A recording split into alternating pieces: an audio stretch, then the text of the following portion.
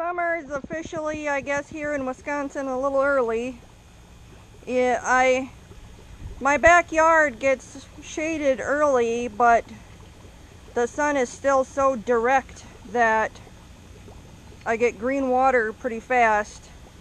But I don't have issues with it getting too hot, which is nice because I have the bigger tanks and they cool off at night, and they just retain that temp a lot easier. They don't overheat, but they do build up the green water, which isn't necessarily a bad thing, because that helps maintain water quality.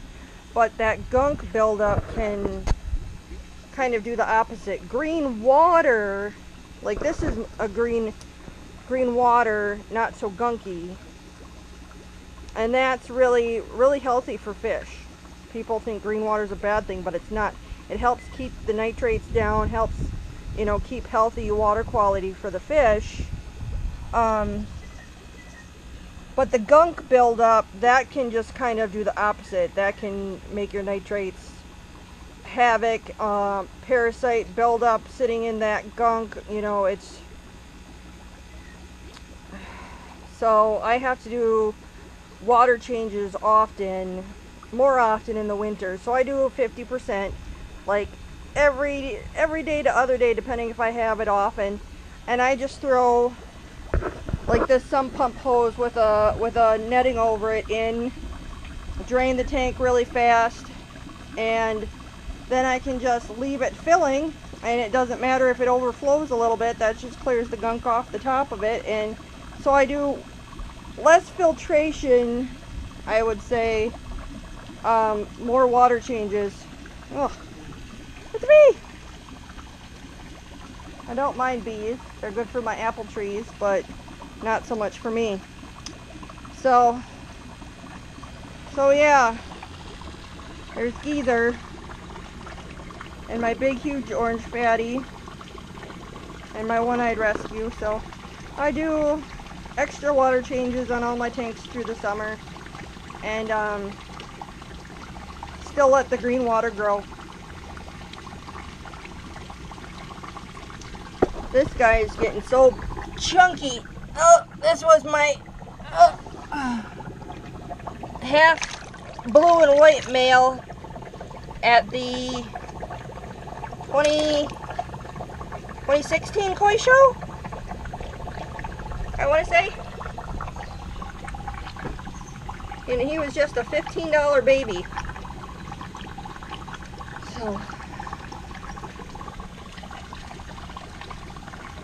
So let it be a lesson. Green water is very good and beneficial, but letting all that gunk build up at the bottom of your ponds isn't. Then you can have nitrate issues even if you have green water.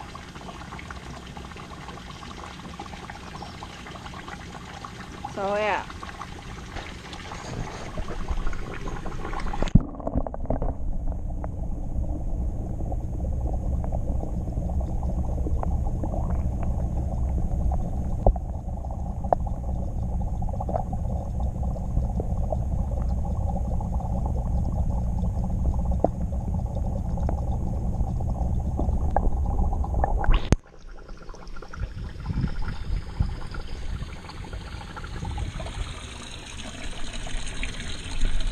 Here's my one rescue. I can't remember the name. Some of my Calico BEP crosses in this one.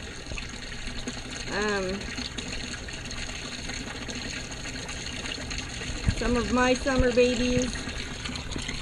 This one changing color here, that's one of my summer babies. Those ones down there still holding on to their black.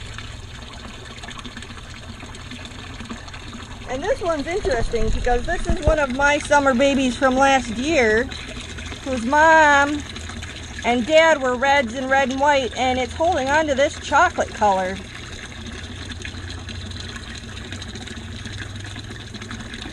So I think it might stay kind of a chocolate.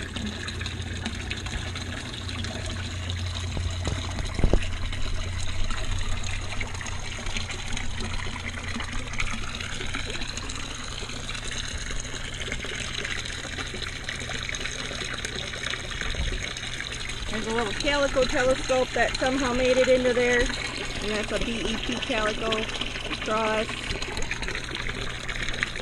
One of the veils that you can see those in telescope ones. Some of them come out as veils. Kind of a random assortment of babies I threw in there with some of my summer babies. I did lose one and it was my own fault. One of my favorite ones, not my one that turned red and white, but the other one. I didn't have my hose properly attached and it fell off the thing without a filter over it, and he got some scale damage and must have gotten some internal damage and passed. So no matter how hard you try and dummy-proof your tank, sometimes accidents still happen. So I'm still kind of upset about that. But there's the big giant Maui. See if we can get a look at him in the sun. Hold it steady, big boy. He is so big. And his babies just, no, it was his babies are growing out in that big one. Some of my keeper calico babies that are getting some interesting colors.